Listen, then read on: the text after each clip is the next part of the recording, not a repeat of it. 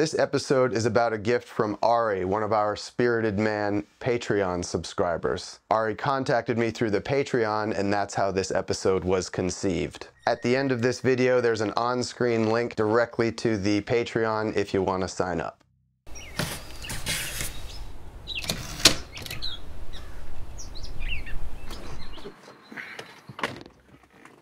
I'm going to pick up a gift from someone who is an excellent creator, artist.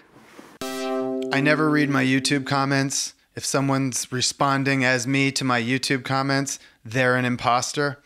But I do read, I think, every single message I receive on my Patreon. And I do this on Fridays, and it's a great part of my week because it's my interaction with my audience and with the ride or die core of my audience.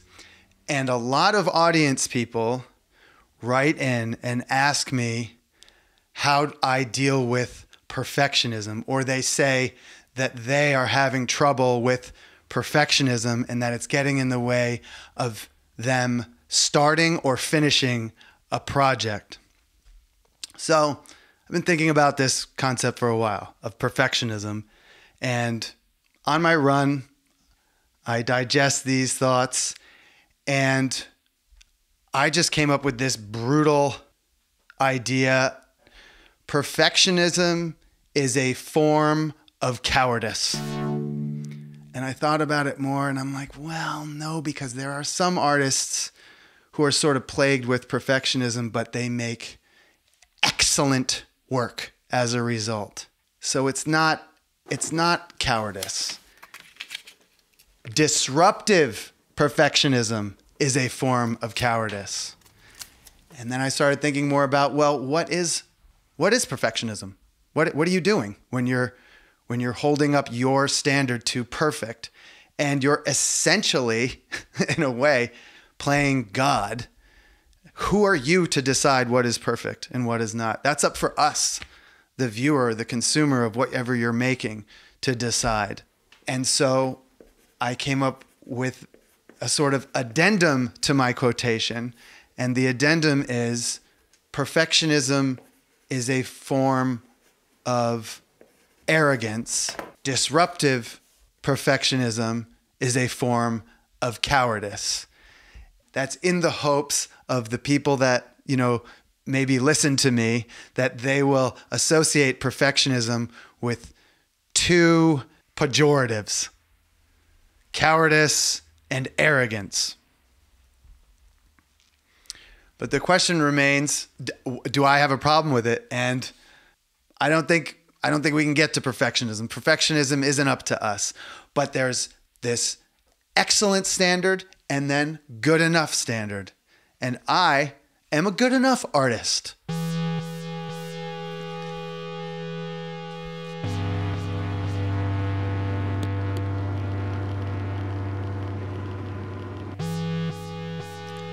My overriding rule is get it done.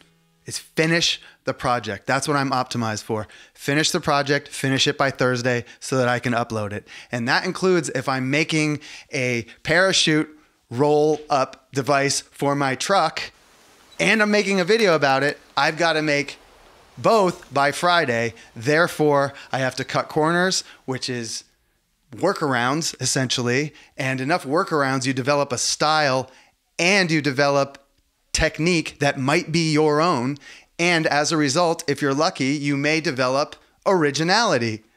And hopefully I have a degree of that, but it comes from this good enough attitude. Last Friday, I'm reading the messages on Patreon. I get a message from a patron named Ari.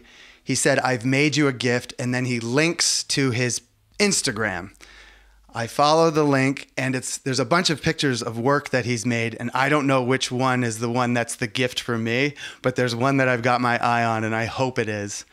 And so I write him back, which one is it? And he says, oh, it's the top left one or whatever in the feed. And I look, and I'm at once excited, and also I'm like, oh, shit, because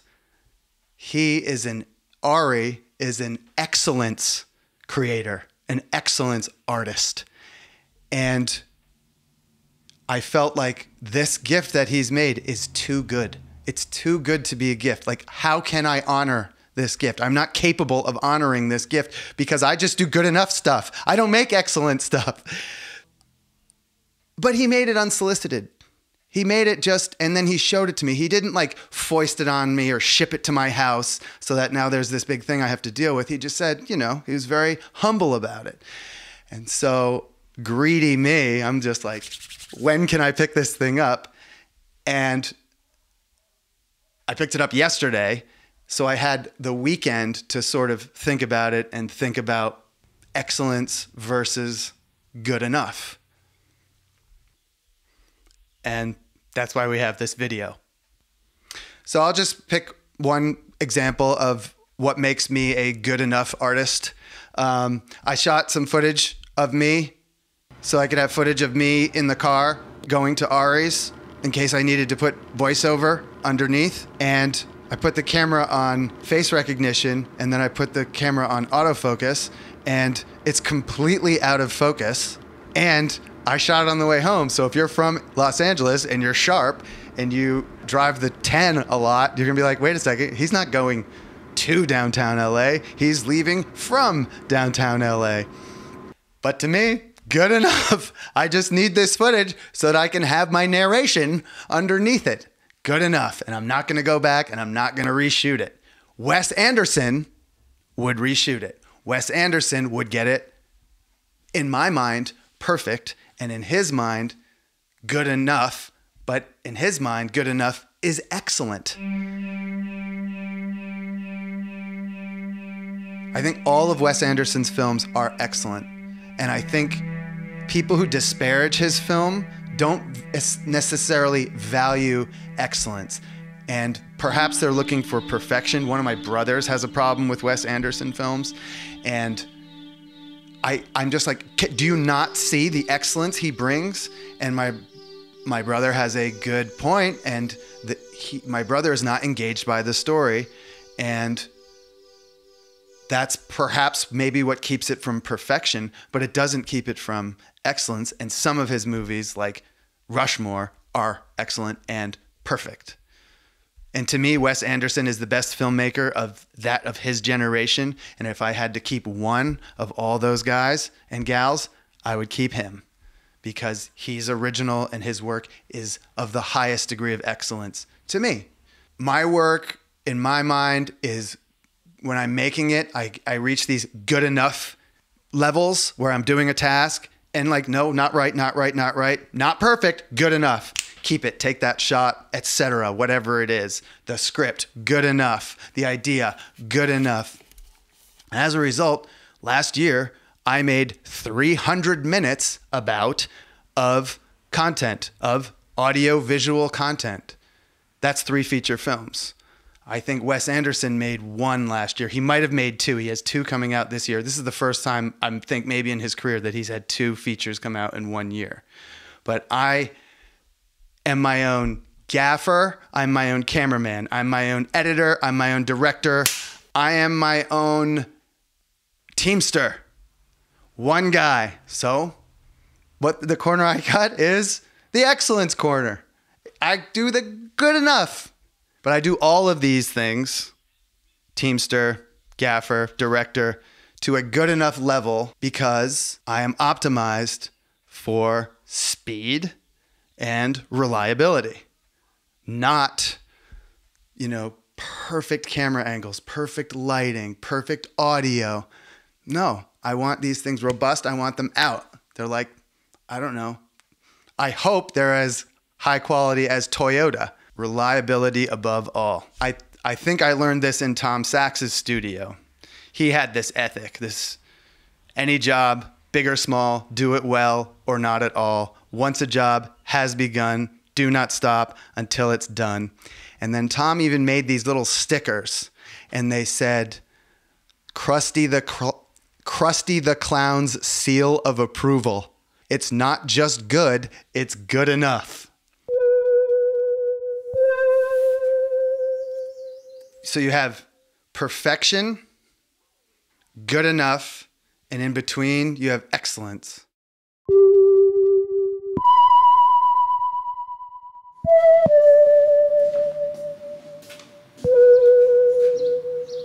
And this is why Ari's gift is excellent. It's made out of riffs and white oak, not the crappy Douglas fir that I make everything out of. And if you look at all the joinery, it's all either 0 tolerance or 30, maybe 64th of an inch tolerance. I build everything to 16th of an inch tolerance. You can see there's little spaces in between the drawers here. That's to allow the wood to expand and contract with the humidity and the seasons without the drawers getting jammed. The drawers on this, even with weight in them, are smoother than these ball-bearing drawers from this Craftsman tool chest. Dovetail joints. The rails are, I don't know, 3/8 of an inch deep so that there's the least amount of friction, and that allows the drawers to go in and out. The drawer bottoms are some beautiful, like 3-ply hardwood plywood. The handles are perfect. It's heavy, it's solid, it's perfectly square. But above all, it's the soul of the thing. It took Ari a month to make, and it's excellent. I think there's 2 routes to excellence. And the first route is the Lombardi route, the Vince Lombardi route. Vince Lombardi was a football coach. He won 5 NFL championships, 3 in a row. 3 of the 5 were in a row. And then he won the first 2 Super Bowls. And Vince Lombardi, or as they call him in Green Bay, the Pope, said, "Perfection is not attainable, but if we chase perfection, we can achieve excellence." Perfection is not attainable, but if we chase perfection, we can achieve excellence. So the pursuit of perfection, or positive perfectionism, can elevate you to a level of excellence. Perhaps. It's not the technique I use. And the second route to excellence, I hope, is my good enough ethos, in which I am good enough, good enough, good enough, good enough over and over and over and over again, with productivity and prolific production optimized such that my good in the good enough is raised to a higher and higher standard, so that at some point it reaches the level of extremely good, which is the dictionary definition of excellence. Something is excellent when it is extremely good. So my hope is, through this repetition and discipline, my good enough will be at a level, at a standard of extremely good. Aristotle, the Greek, gave us a prescription for how to put how to put perfection in our work. Aristotle gave us a clue, and Aristotle said, "Pleasure in the job puts perfection in the work." Pleasure in the job puts perfection in the work. With Ari's tool chest, my tool chest now, I can feel the pleasure he took in building it. I can also very easily feel the pain in the ass it was to build it. And I could, when I visited him in his shop, I could see the pleasure. This was a happy man. In this phase of my creative or artistic development, I'm trying to optimize pleasure and joy in the things I make. And with this particular video, so far, it hasn't been miserable.